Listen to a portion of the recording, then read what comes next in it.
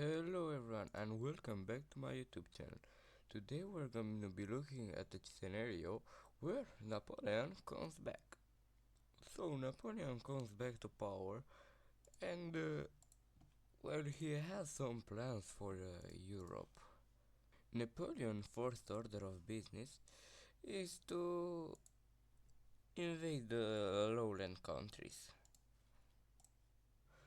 They do not really have a chance capitulating Luxembourg in just a few hours, but after a while, the Netherlands troops start coming in and they give Napoleon a little beating, managing to push back a little, but just as the Netherlands troops come in, Napoleon comes to the front lines. And with Napoleon taking charge of his men, he beats Belgium and they beat Belgium and start their invasion into the Netherlands. As they slowly advance, the Netherlands has to surrender because a third of their country has already been lost. So let's see what the peace treaty looks like. First thing first, France decides to annex Luxembourg and Belgium and create a puppy state in the Netherlands, or a so-called sister republic. Even though Napoleon kind of put himself as a dictator in France. Next thing that Napoleon is going to do is declare war on Italy.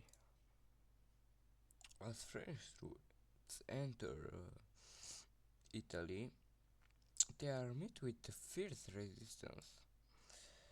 In a quick turn of events, France loses Corsica, but their advance into France does not stop, as they push even forward, finally entering the peninsula.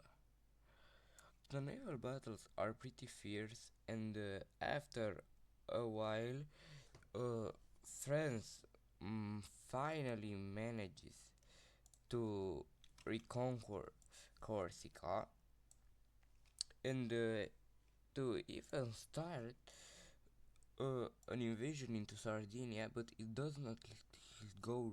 It goes nowhere since Napoleon has to focus on the Italian front over here in the peninsula.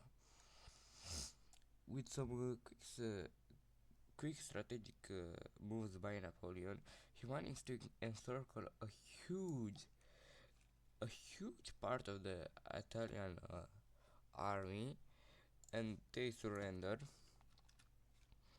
And continues to he continues to push in the Italy. This part over here, like they decide that the local government there decides that okay, you know what, we're gonna surrender to Napoleon, and so they do. They surrender to Napoleon, but you see, I got them a different color because they might get their independence if Napoleon wins this war. Yeah.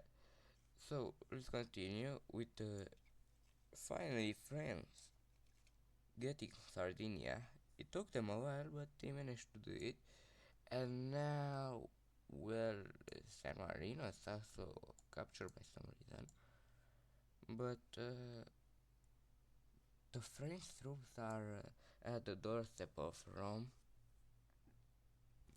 and Italy is thinking of surrendering at this moment, but they decide to do one last push, and they managed to win a few battles in this area just because Napoleon wants it here. But as soon as Napoleon finishes his conquest of Rome and captures the city, he turns back to this area and destroys the Italian troops. With that, Italy fully surrenders to Napoleon.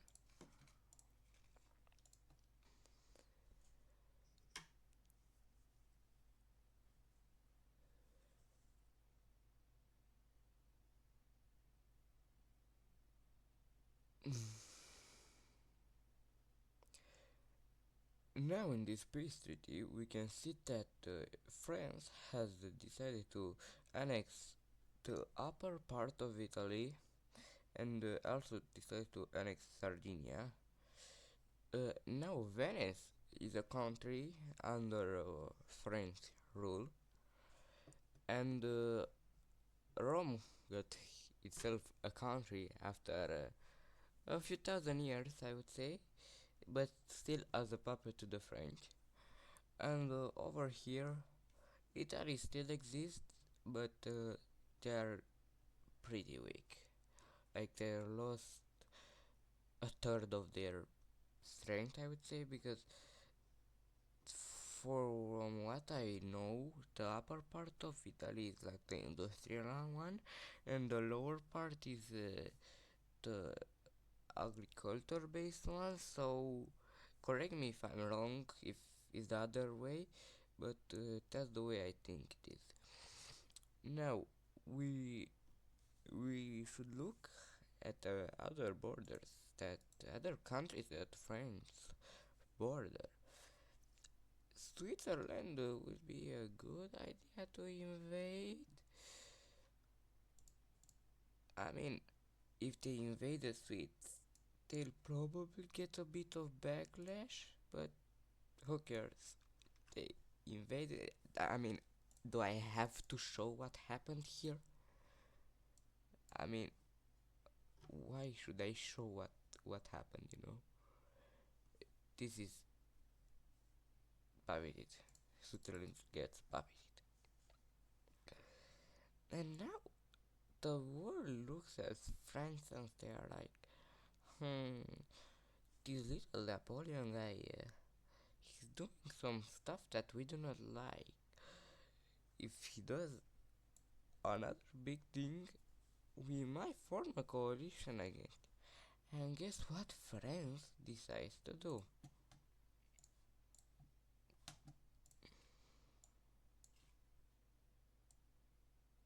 Mm-hmm. Yep. They decide to declare war on Spain. French troops start to enter Spain, even capturing these islands with their superior navy and managing a naval landing over here, but it isn't really something that great, but it's a good outpost for them to store a lot of troops, so when they unite with this front, they would have a pretty good chance at capturing Madrid. As Napoleon is now on this front line, he managed to capture Barcelona. Like the whole region of Catalonia is under his rule, and as I told, they managed to unite with this area, and Napoleon decides to start from here and try to get to Madrid, but he's unsuccessful as Spanish troops start to push Napoleon back. Not a lot, like it's a lot of back and it's a lot of it's a lot of back and there, the French army pushes, the Spanish army pushes back. It's pretty much a draw over on this front, but we now see something very interesting. Well, this was for France, really. Portugal decides to Portugal decides to join the war, and they are not the only one. The UK decides the UK decides to join the war also, and Italy and Germany decides to do the same. Well, this is not good at all. They are fighting a 3-4 war on the mainland and a 4-front war if you include this the naval skirmishes over there. So this is gonna be tough.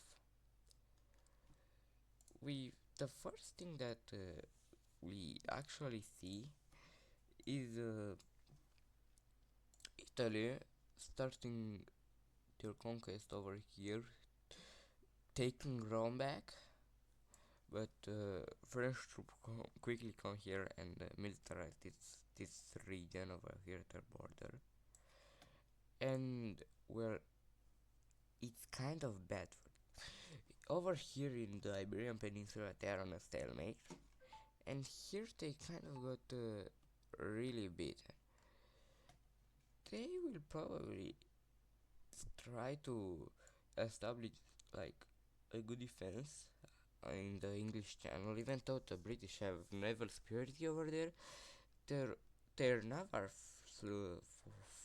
their naval force is still up there, like it's able to fight with the British, but they are a bit under. As in Germany, well, things aren't looking too great for them, but Napoleon decides to pull back his troops from Iberia.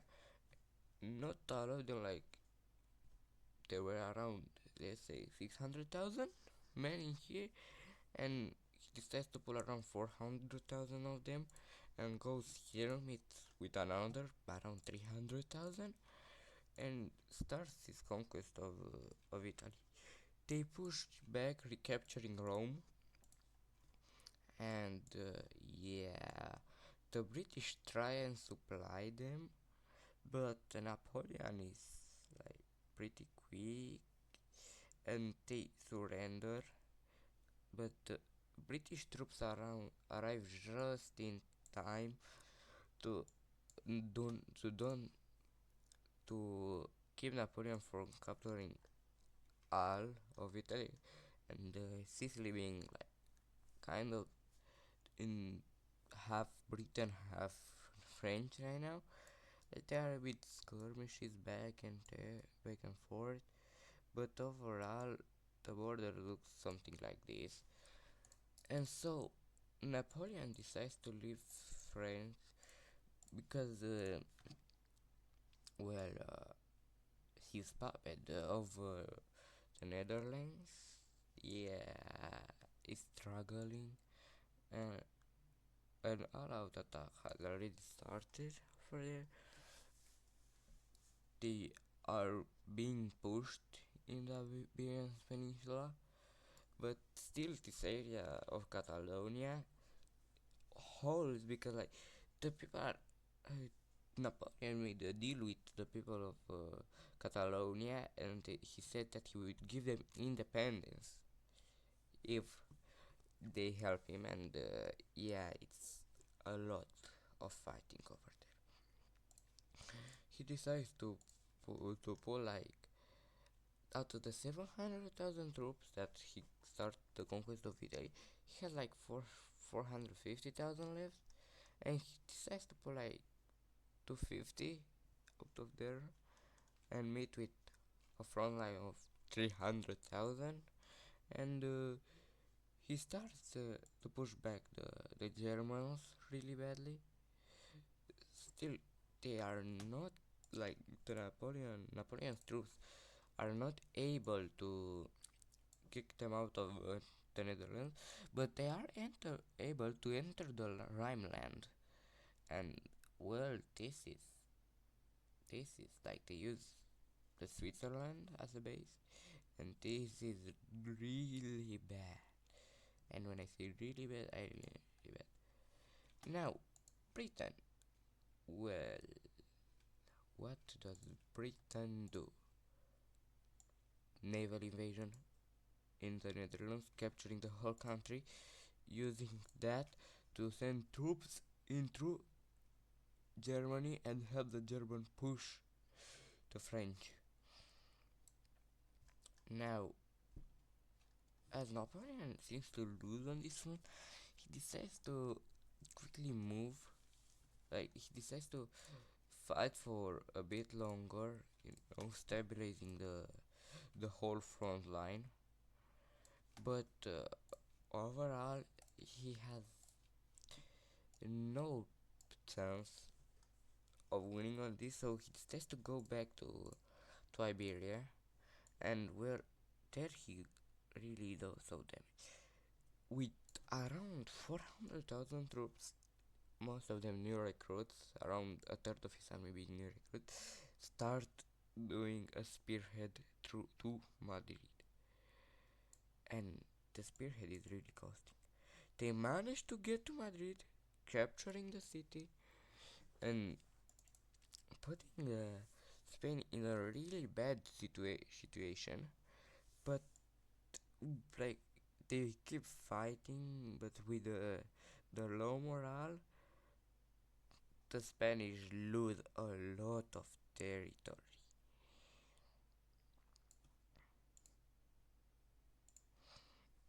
And British troops and Portugal troops are able to push a little bit, but yeah, Spain is pretty much lost by now.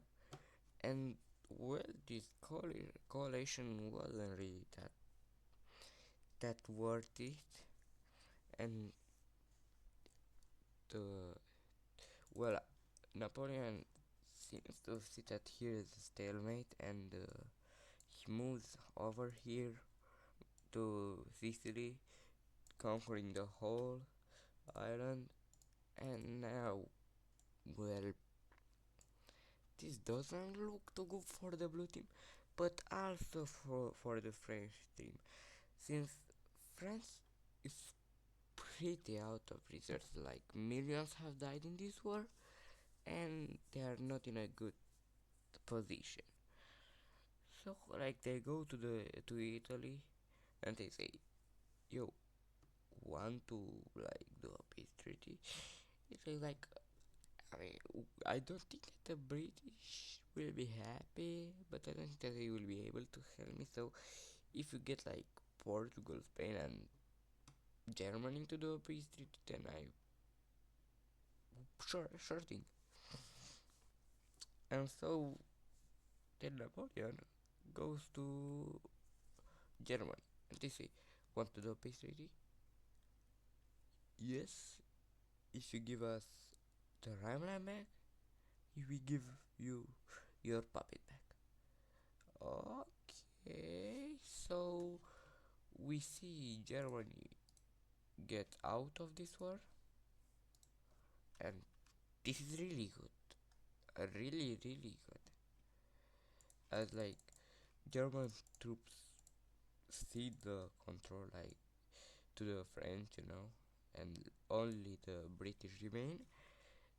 And here, well, this has already fallen, and they decide to be happy that this peace treaty, but Portugal, Spain, and Great Britain, they aren't looking for a peace treaty, but that all ends when Napoleon moves his forces that were stationed in Germany in Italy, move them all to Spain with an army of about 500,000 men, and well, he starts wreaking havoc as his troops start to destroy the Spanish and Portugal army, even capturing uh, what was this called, Gibraltar, even capturing Gibraltar. And now, like Spain, okay, we surrender. Spain surrenders to the French, and well, with that in mind, Portugal leaves the war, not willing to risk it.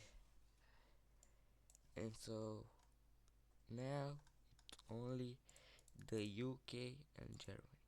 And what can the UK really do? Well, the UK can surrender.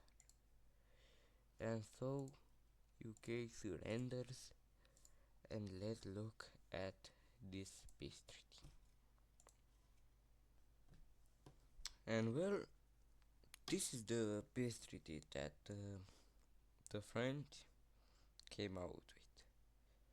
First thing first, we see Catalonia